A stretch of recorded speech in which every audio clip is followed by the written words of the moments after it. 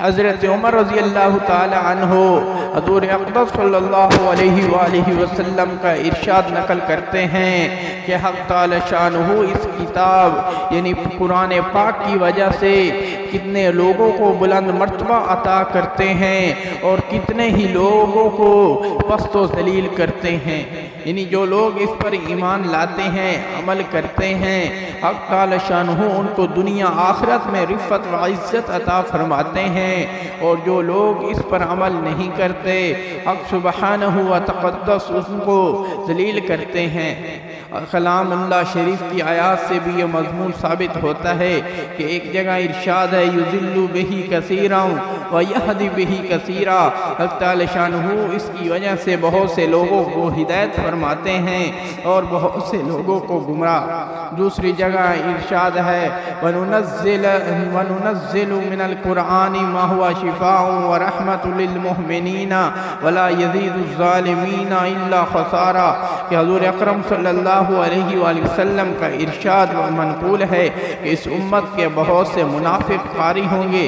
بعض مشائخ سے احیاء میں نقل کیا گیا ہے کہ بندہ ایک سورت کلام پاک کی شروع کرتا ہے تو ملائکہ اس کے لیے رحمت کی دعا کرتے رہتے ہیں یہاں تک کہ وہ فارغ ہو، اور دوسرا شخص ایک سورت شروع کرتا ہے تو ملائکہ اس کے ختم تک اس پر لعنت کرتے ہیں۔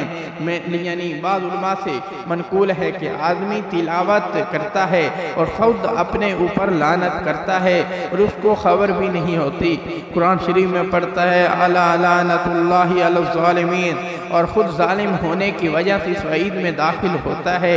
اس طرح پڑھتا ہے لعنت اللہ علی الکاذبین، اور خود جھوٹا ہونے کی وجہ سے اس کا مستحق ہوتا ہے۔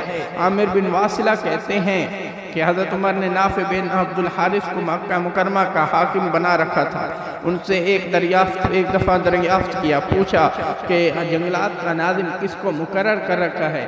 انہوں نے عرض کیا کہ ابن ابزا رضی اللہ تعالی عنہ کو۔ حضرت عمر نے پوچھا کہ ابن ابزا کون ہے، شخص ہے؟ انہوں نے عرض کیا کہ ہمارا ایک غلام ہے۔ حضرت عمر نے اعتراضاً فرمایا کہ غلام کو امیر کیوں بنا دیا؟ انہوں نے کہا کہ کتاب اللہ کا پڑھنے والا ہے۔ حضرت عمر نے اس حدیث کو نقل کیا کہ نبی علیہ السلام کا ارشاد ہے کہ حق تعالی شانہ اس کلام کی بدولت بہت سے لوگوں کے رفع درجات فرماتے ہیں اور بہت سو کو پست کرتے ہیں۔ میرے بھائی، قرآن مجید کی تلاوت کرنا اور اس کے ساتھ جھوٹ کو چھوڑنا اور اس کے ساتھ ظلم چھوڑ دینا، ہاں یہ قرآن مجید تو اللہ کا خاص تحفہ ہے، اور ایک نیکی پہ ایک حرف پہ 10 نیکیاں۔ اللہ اکبر۔